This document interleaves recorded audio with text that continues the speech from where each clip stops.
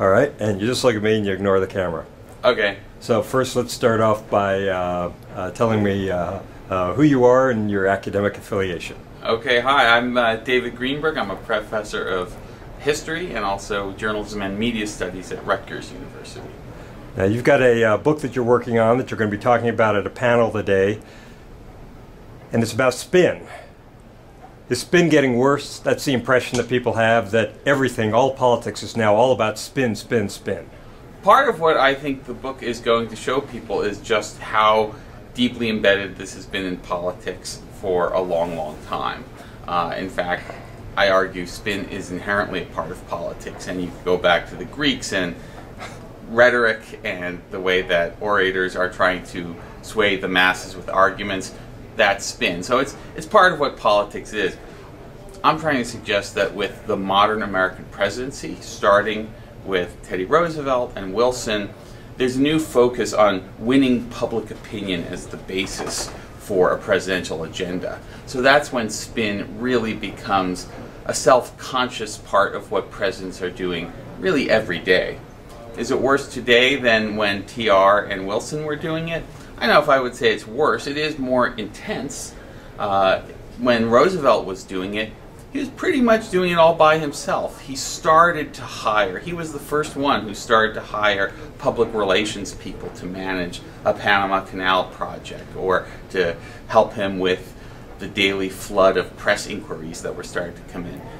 But it was one or two people. Now, of course, there's armies of pollsters and image meisters and consultants and speechwriters, all of whom are trying to make sure that every image and every pose is well crafted to deliver the right signal. But I'm also trying to say we shouldn't be scared of spin or so cynical about spin. It's part of politics. Politicians would ignore it at their peril. So this is just a tool that politicians have to use. Now, there was a famous book about the 1968 presidential campaign with Nixon. That was premised on the idea that this is a horrible development in American politics. So do you depart from... Yeah, I mean, I think if you read Joe McGinnis's Selling the President today, it seems awfully naive. You know, the outraged tone, the scandalized tone.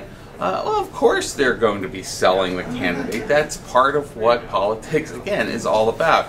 What seemed new to him is that there were advertising men and TV men involved. Although even then, you know, Eisenhower had been doing this. Other people had been using television for many years. McGinnis just happened to discover it himself then.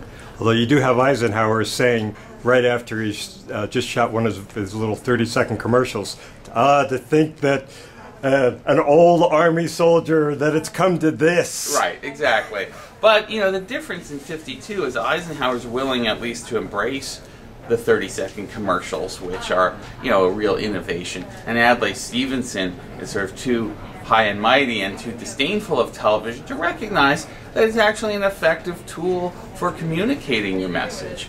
Rosser Reeves, the ad man who did those spots for Eisenhower, made the argument people actually retain much more from a 30-second spot than they do from a long lecture, and they did studies of this to show it. So it's really a more effective delivery method of your message and your image. We don't need to see it as misleading. I mean, the way I've come to see it is we tend to look at spin as bad when the other side is doing it and we think it's misleading, but we actually applaud spin when we see it as leading.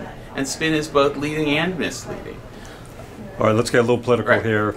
Final question. The Obama administration, are they good at spin? You know, Obama in 2008 ran against spin. He said, you know, more straight talk and less spin. He talked in his campaign book, Audacity of Hope, about how there's too many ad men and pollsters running politics.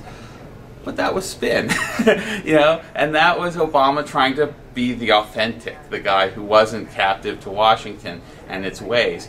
A couple years later, he's having hard times. He says to Peter Baker of New York Times in a long interview, our problem was we really didn't have good enough spin.